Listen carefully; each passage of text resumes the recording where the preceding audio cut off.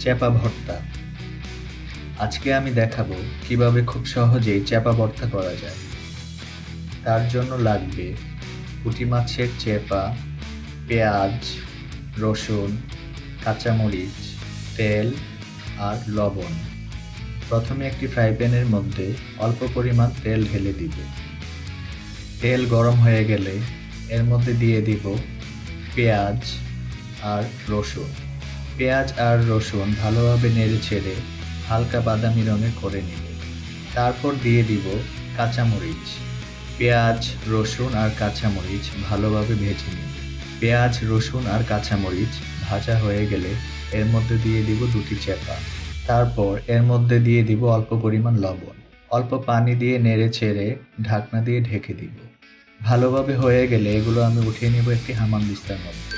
তারপর এগুলোকে ভালো করে মিশিয়ে নিব। তৈরি হয়ে গেল চ্যাপা ভর্তা। এইভাবে খুব সহজেই করে নিতে পারবেন আপনার পছন্দের খাবার চ্যাপা ভর্তা।